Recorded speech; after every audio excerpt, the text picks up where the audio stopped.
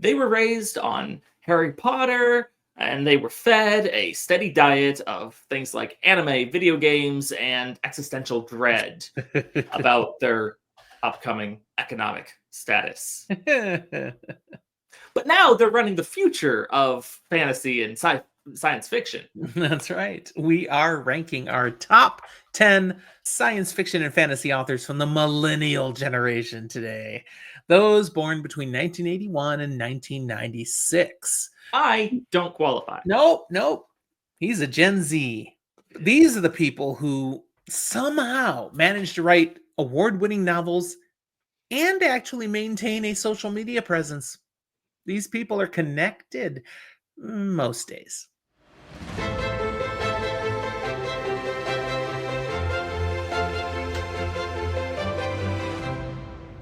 Hi there, welcome to Fantasy for the Ages, the show where father and son sit down and talk about a bunch of things we like. Apparently, it's not just fantasy. I'm the son of that equation, Zach. And I'm the father, Jim, and that's right, fantasy, sci-fi, horror, whatever the heck nerdy stuff we feel like talking about. Today, again, we're talking about the millennial authors of SFF that we've totally come to love. If you enjoy what we share today, be sure to give us a like. We hope you'll subscribe and perhaps check out our Patreon page. Thank you to all of our Patreon supporters who help us keep this content coming out with your monthly support. Yes, so today this will be our third and, for the moment, final part in this series, talking about the millennials of science fiction, fantasy, all that stuff that we enjoy. These are the authors who were born between 1981 and 1996. Is it 96 or 97? 96, yeah. And they're currently redefining the genre. Now, that's not to say that authors from previous times aren't still writing. Yes, some of them are. People who are really making their debuts in the past 10 to 20 years. If you haven't seen those first two episodes covering the best SFF authors of the baby boomers and Gen X, be sure to check those out. Because honestly, without them, we don't have this episode. Literally, generations work that way. Yeah, technically. I don't always like to think about that. Yeah, that's content that we're not that kind of podcast. Now, as always, this ranking is completely truthful and honest and subjective. It's what we hemmed and hawed over. It's our opinions. And if you disagree, that's totally okay. You're allowed. We kind of disagreed. Yeah, this actually probably was our most contentious of the set of three. Some compromise was necessary. We may have summoned a demon or two to break ties. Yeah. Yeah. And yes, actually, we had to leave a few names off the list who probably are deserving to be here. Not because we don't love them, but because they have not publicly shared their birth year. Which, honestly, I respect that. Because you're Gen Z. Yes, exactly. If you're not brave enough to list your age online, we can't be sure you're not secretly Gen Z. Sorry, privacy champions. No time travelers appear on this list. We needed to know you were truly a millennial. Also, we needed to know your mother's maiden name and the last 4 digits of your social security. I didn't ask for that. All right, let's dive into the ones, though, that truly make the list because their birthday is listed and at least their year, and we know they are legit. And in other ways, they are legit. Taking the number 10 spot is the author who gave necromancy a sarcastic makeover. It's Tamsyn Muir. Her Locked Tomb series, beginning with Gideon the Ninth, is like, from what I've been told, because I haven't read it, but Zach loves this. I have. It's like Warhammer 40K, Mean Girls, and a haunted house murder mystery, having an aggressively queer baby. Does that work for you, Zach? I have no idea. I don't know if it does, but I mean, I'm working with the information I can find. We've got skeletons, we've got swords, science, sass, and a whole lot of skull makeup. It's right on the cover. Muir pulls off a tone that probably shouldn't work, but apparently does. Her prose is known as bold, a little bonkers, beautifully tragic. And let's face it, any author who can make a person laugh and cry in the same freaking sentence deserves a place on a top 10 list. Yeah, the Locked Tomb is witty and complex and really interesting. Does some things with magic and necromancy that I wouldn't have thought of before, but I thoroughly enjoy. I see a lot of people talking about how it's confusing, but if you can get through it, then you've got it. I don't necessarily see that all the time because I just was down for it the whole time and following every step of the way, going, oh, oh, maybe that was the Brandon Sanderson in me that had been so exposed to you think you know something and then you find out, no, I've just been lying to you about how it works. Here's how it actually works. This episode is where fantasy for the ages kind of shows its worth, because honestly, as I worked on the initial first draft of this list, so many of these authors are, oh yeah, Zach likes this one. Oh yeah, Zach likes that one. Oh yeah, Zach has raved about this one. These mostly are not my authors.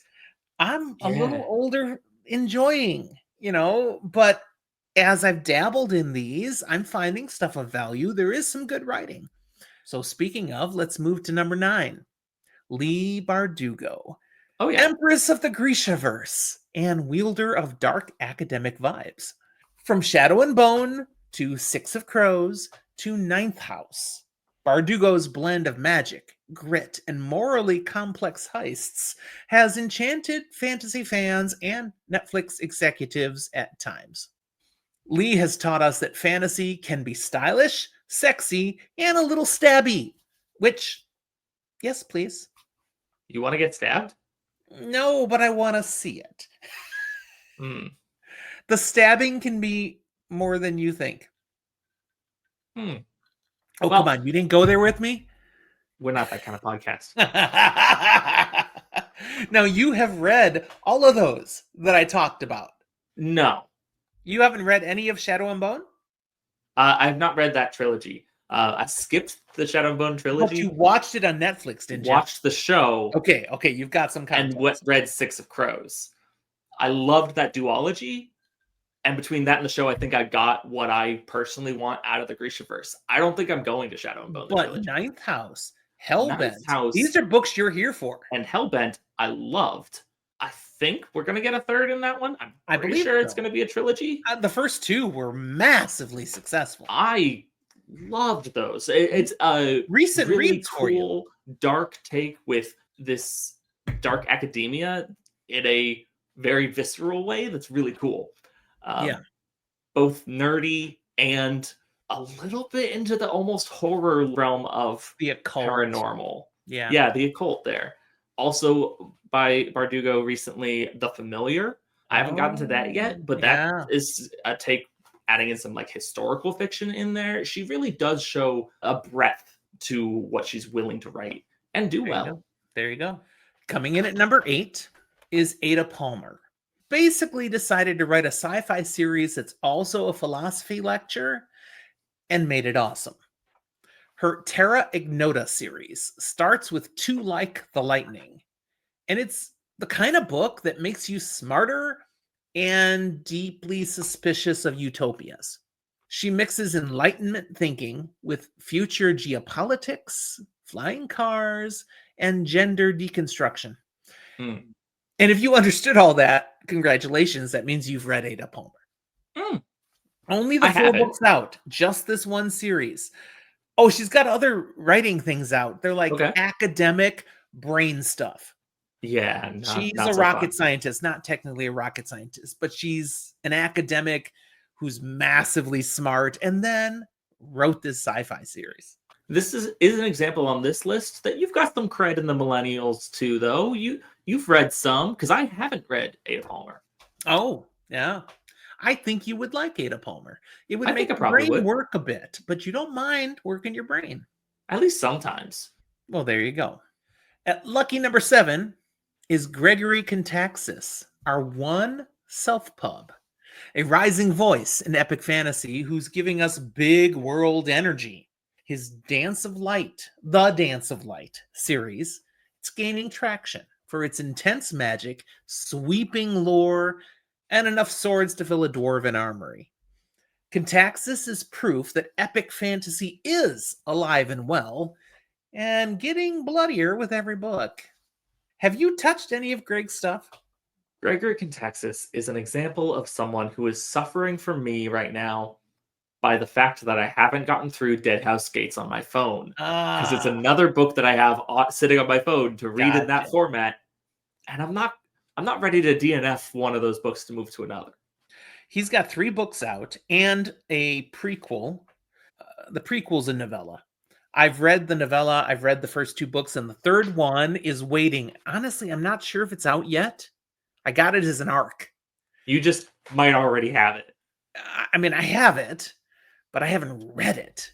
But it's like right there. It's one of the next things I want to read. But I have no doubt it's going to be highly entertaining. He's built this great world that's just everything you want from epic fantasy, and yet it's completely fresh. It's not leaning into massive tropes.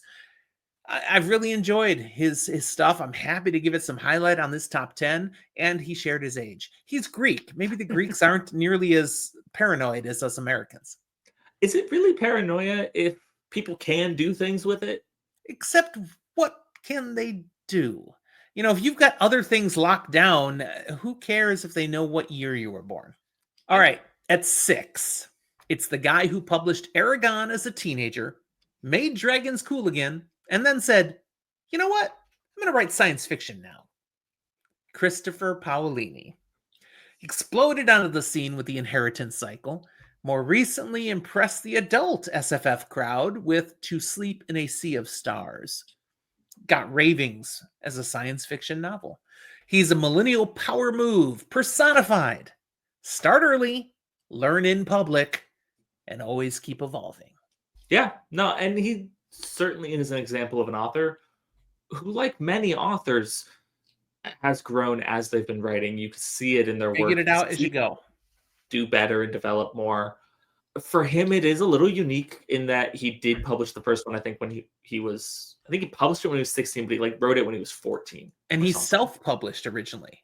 But it was so good, it got picked up. And then it didn't get a movie. We don't talk about it. Oh my goodness, that movie's so bad. I mean, it's produced well. It just didn't adapt the story well.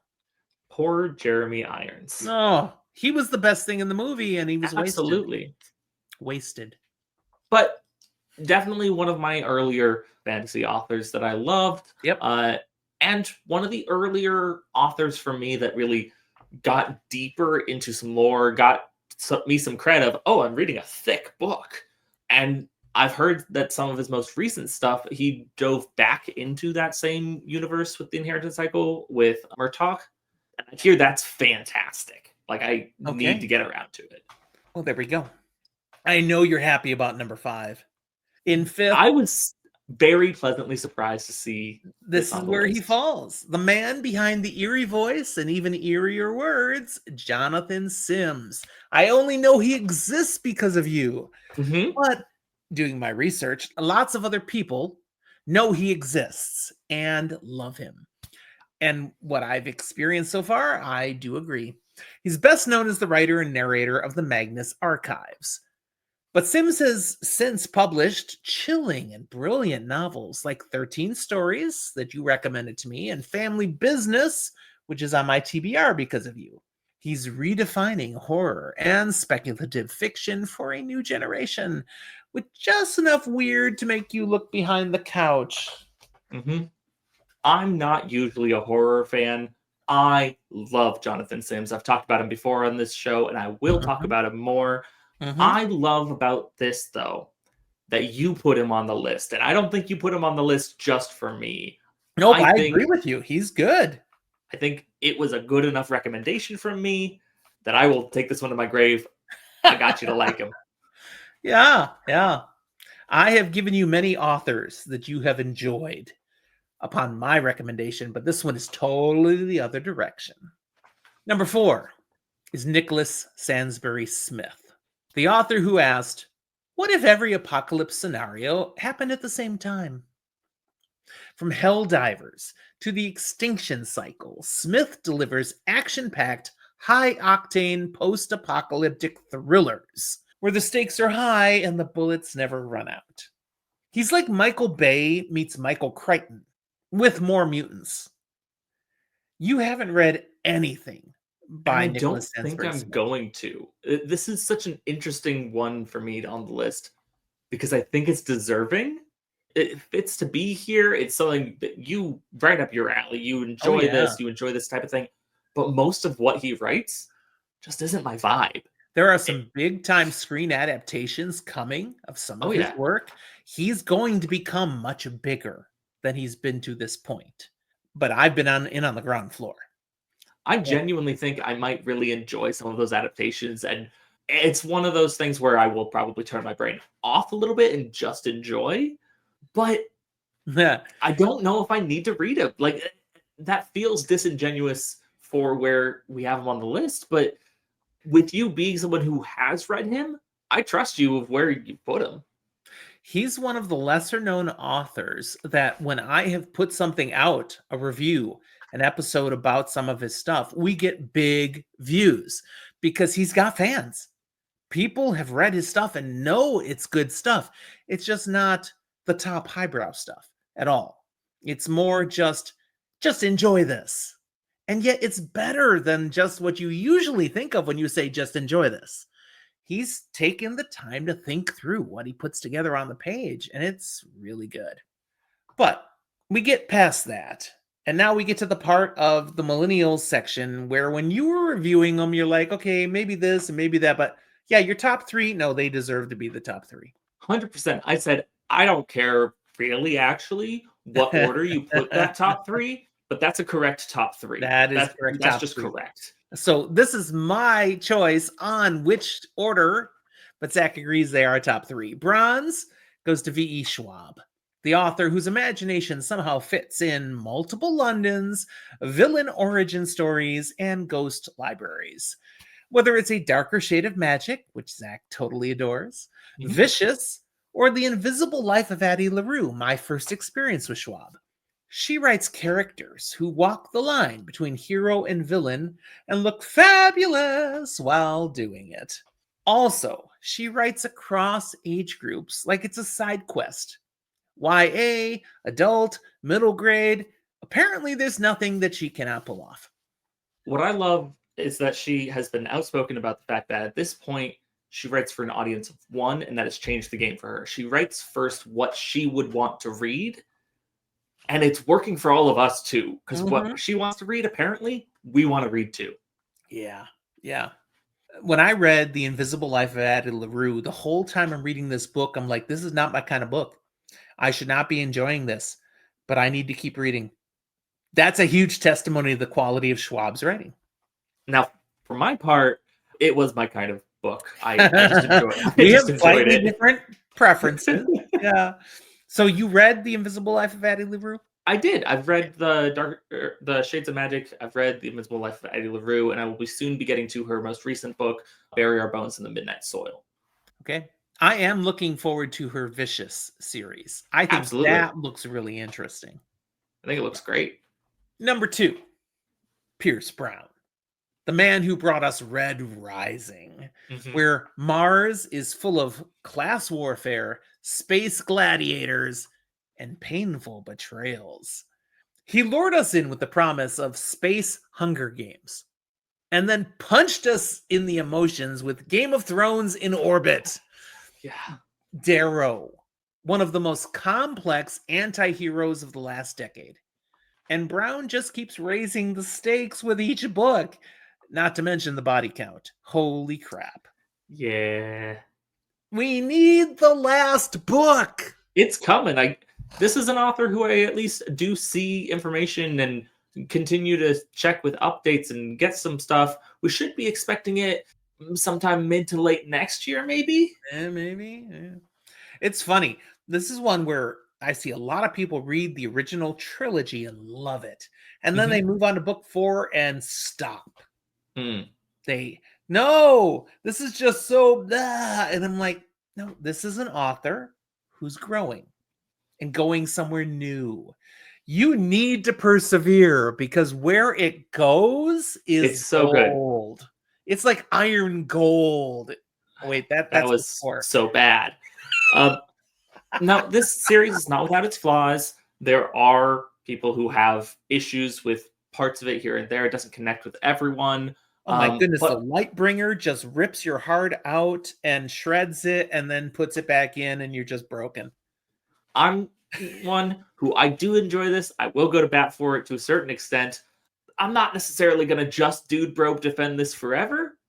But man, there's a reason it's the top 2 of this list. Yeah. I did this on audiobook and it was marvelous. Oh, great. Every last part of it. I can remember where I was as I'm listening to different parts of it because it's that significant. Like, I finished Lightbringer in an airport. And like, I can picture myself walking around waiting for my flight because it's so huge what you're getting that where and when you were at that time sticks. That's the sign of a really amazing book. In a funny story, I know where I was when I started this series. Was it an airport? No, it wasn't a car. I was on my way to something. I was on my way to meet up with some friends to go see the Barbie movie. Yeah, which is Which quite is- entertaining, actually, and I shouldn't like that either, but it was fun. But that's just such a weird juxtaposition. Oh, If yeah. I step out the car and I walk up to my friends as we're walking into the movie, and I'm like, so I just started reading one of the most emotionally devastating lines that I've possibly ever hit. I'm hooked. Now let's go watch Barbie. So, Yeah. tangent, Barbie movie. Enjoyed it. Shouldn't have. I don't Why think not? so, but I enjoyed it. Oppenheimer, couldn't get through it. I haven't gotten to Oppenheimer. I do plan to. I do really like Christopher Nolan as a director. Yeah. No, there was lots of reasons I should have liked Oppenheimer, but I tried and I couldn't. I couldn't get into it. So the summer of Barbieheimer, I was just Barbie. Obviously, I've seen Barbie. I haven't seen Oppenheimer. Oppenheimer does fit the bill for being one of probably my favorite movies eventually when I do see it, but I will have to see it in the right context, probably alone. Barbie, I didn't have that problem. I just enjoyed it. I went and saw it with friends. I'd probably watch it again tonight if I had to. All right, number 1. And I knew you'd be happy with this one. Our number 1 pick, the Millennial with the literary Midas touch, R.F. Kuang. From the historical fantasy devastation of the Poppy War, the trilogy, to the cutting satire of Babel, Kuang writes like, you say Babel? No, I'm more got confused on, is that kind of satire? I have my research. You have the experience with it, so you can illuminate. True. But Kuang writes like someone possessed by talent, rage. I must put this on paper, and maybe a little caffeine. She's bold, brilliant, and honestly just getting started. There's a lot more to come from this author. If you have not read her yet, you're missing one of the genre's most vital, newer voices. Yeah, I've read the Poppy War trilogy. I have not read Babel. So if Zach wants to tell us I got that quote wrong, that please illuminate. Which just feels more like it's a historical, socio-political commentary. Which, like, I guess you could say read certain lines of satire, but it feels like it highlights the dark rather than poke fun. And I usually think of satire as poking fun. Okay. But maybe you could still call it that way, and I just don't understand the literary use of satire well enough. You That's read fair. Kuang before I did. I did. I actually read the second 2 books of the Poppy War trilogy in a car behind you. Yes. And you were telling me, Dad, you're going to like this. You need to read this. And I did. And I sort of liked it. It's the kind of thing where I liked it and it was great stuff. And I never want to reread it. Yeah, there are definitely parts of it that I feel bad about liking to a certain extent. It's rough to get through. Oh, it's hard. Dark. In a way that feels very necessary. R.F. Kuang to me is an author who what she writes feels poignant and can be fun and cool and interesting, but definitely hits on that deeper level of what's going on, what is wrong with humanity. I will get to Babel eventually. It's on my list. But there's so many books. I'm like almost at 1,700 books on the list again. But this is much higher. It's not down in the 1,000 plus. It's I'll get there. And probably much higher than that on my list is Catabasis, which comes out next month as of when we're recording this. There you go. Okay. Appearing on a first draft of this top 10, I've got an honorable mention because we debated and then one got bumped. Yes. We moved Becky Chambers to honorable mention. Not because she's not amazing. Quite the opposite. We love what we know of her work, especially her Wayfarers series, starting with The Long Way to a Small Angry Planet. But we honestly haven't read enough to place her with confidence. I gave her number 10 because I'm like, yeah, she deserves to be here. It feels right. And then we went, no, there's someone else we got to put in the list. So she got bumped. But everything about her vibe does scream top 10 material. And if you feel that way, we're not going to fight you about that. But until we dig deeper, she gets the spot of honor just outside the ring. Becky, we're coming for your backlist. We are here for you. But sorry, for now, you're on the outside looking in. But got mentioned. Whoop, whoop. And that brings our millennial author countdown to a close. And with it, our full generational trilogy. Boomers, Gen Xers, Millennials. We thought about doing Gen Z, but honestly, they don't have a lot out there yet, and none of them will share their birth date. So we don't know how old they are. Yeah, joking entirely here. I haven't published yet, so I didn't feel comfortable doing a Gen Z list because I couldn't appear on it. But these ones we've shared, man, they're crafting worlds that shape our imagination. They have been marvelous. So let us know your favorites, whether they appeared on this list or not. Drop it in the comments. Interact. Tell us what you would have added, or if you didn't enjoy some of the ones we did. I mean, who did we snub? Too. Honestly, what matters here is having this conversation, if only so that I get to add to my TBR.